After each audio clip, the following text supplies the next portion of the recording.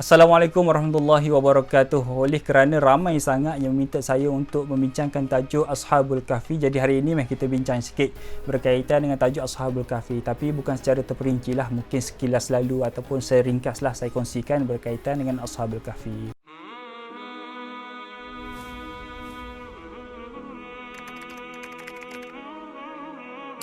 Raja pada zaman Ashabul Kahfi di antara raja yang zalim, sehingga kan raja itu mengaku dirinya sebagai Tuhan dan memaksa rakyatnya untuk menyembahnya dan menyembah berhala yang diciptakan oleh raja tersebut. Jadi siapa-siapa di zaman Ashabul Kahfi ni, ketika itu mereka menyembah Islam ataupun menyembah Allah Subhanahu Wa Taala, maka mereka ni akan dihadapkan ke hadapan raja dan dipaksa untuk murtad dan menyembah berhala mereka. Itulah yang berlaku kepada Ashabul Kahfi ketika mana mereka dihadapkan ke hadapan raja dan mereka dipaksa untuk murtad, tetapi mereka ni tak maulah dan mereka berdiri dan berkata, Tuhan kami yang menciptakan langit dan bumi dan kami tidak akan sesekali menyembah Tuhan selainnya. Perbualan Ashabul Kahfi ni dirakamkan sendiri oleh Allah Subhanahu Wa Taala di dalam Quran.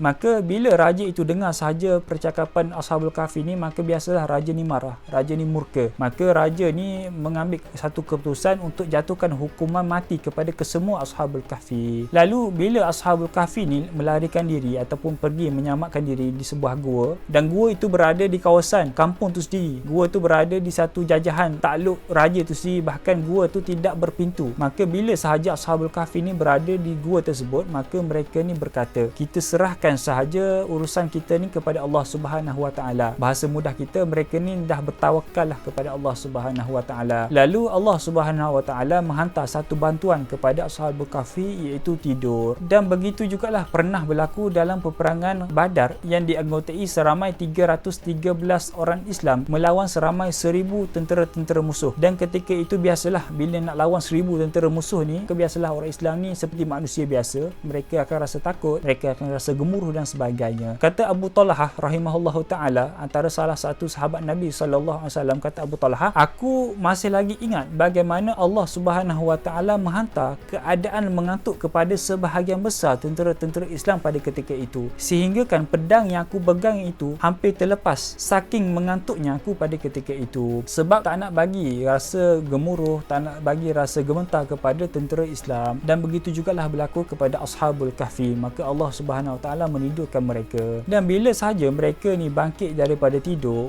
mereka sedar daripada tidur, maka mereka ni saling meneka di antara satu sama lain. Ada di antara mereka mengatakan kita tidur ni selama setengah hari, dan ada di antara mereka mengatakan kita tidur ni sehari. Kerana kata para ulama, Ashabul Kahfi ni ketika mana mereka masuk ke gua pada waktu pagi, dan ketika mana mereka sedar daripada tidur, bangkit daripada tidur pada waktu senja, nak dekat-dekat malam. Sebab itulah di antara mereka ada kata setengah hari, ada kata sehari dan sebagainya. Dan satu sebab lagi kenapa mereka kata begitu, kerana keadaan tubuh badan mereka masih lagi sama, iaitu rambut mereka masih lagi sama, janggut mereka masih lagi sama, kuku dan sebagainya. Allah Subhanahu Wa Taala mengekalkan umur mereka, mengekalkan rambut mereka dan sebagainya dalam keadaan yang asal. Dan biasalah bila mereka ni bangkit daripada tidur, kita sendiri bila kita bangkit daripada tidur, apa kita buat? Cari makanan. Begitu juga Ashabul Kahfi, bila mereka bangkit daripada tidur, maka mereka ni lapar. Maka salah seorang daripada mereka ni mencapai duit, mengambil duit. Ada setengah ulama kata seorang, ada setengah ulama kata dua orang. Tak kisahlah kita nak ambil mana-mana pendapat sekalipun. Jadi bila seorang daripada kalangan Ashabul Kahfi ni mencapai duit, mengambil duit untuk pergi beli makanan, kata ulama, bila mereka dalam perjalanan untuk pergi ke pekan untuk beli makanan, mereka mendapati bangunan-bangunan, jalan-jalan yang mereka jumpa ataupun jalan-jalan yang mereka lalui, iaitu jalan yang berlainan, bangunan-bangunan yang lain. Bahkan mereka ni tak jumpa orang yang mereka kenal, seolah-olah mereka masuk satu pekan yang bukan kampung mereka. Jadi mereka ni rasa hairan lah, tapi mereka teruskan perjalanan mereka untuk cari makanan. Jadi bila sampai sahaja di kedai makanan, bila mereka nak bayar duit, penjual pada ketika itu melihat duit saja, duit itu lain pada zaman itu, duit itu tidak digunakan pada zaman itu. Maka penjual itu tunjuk kepada orang sebelah, biasalah tunjuk kepada orang sebelah, orang sebelah tunjuk kepada orang sebelah, dan berita itu sampai kepada raja pada zaman itu, dan mereka sendiri dihadapkan ke hadapan raja dan mereka ceritalah kepada raja apa yang berlaku kepada mereka. Ini saya ringkaskan cerita. Jadi bila Ashabul Kahfi ni, salah seorang daripada mereka ni bercerita kepada raja apa yang berlaku, mereka tidur di gua tersebut sekian berlaku dari mereka. Dan raja itu kata, sesungguhnya kamu Ashabul Kahfi telah tidur selama 309 tahun. Maka bila dengar sahaja apa yang diberitahu oleh raja, maka mereka terkejut. Dia terkejut, maka dia kembali kepada gua dan menceritakan kepada Ashabul Kahfi yang lain. Dan selepas semua sahaja tahu apa yang berlaku kepada mereka, mereka tidur sekian lama, sangat-sangat lama, maka mereka terkejutlah. Lalu Allah Subhanahu Wa Taala mematikan mereka pada hari tersebut. Dan kisah ini Allah Subhanahu Wa Taala rakamkan, ceritakan di dalam Quran, iaitu surah Al-Kahfi yang bermaksud sebagai gua, dan Ashabul Kahfi bermaksud penghuni-penghuni gua. Dan kisah ini di antara kisah yang sahih dan kisah yang benar kerana disebut sendiri oleh Allah Subhanahu Wa Taala di dalam Quran. Jadi berapakah umur sebenarnya Ashabul Kahfi ni? Kalau kita tengok ayat Quran disebut perkataan fityatun, bermaksud pemuda yang berumur sekitar 16 hingga 19 tahun. Dan kejadian ini,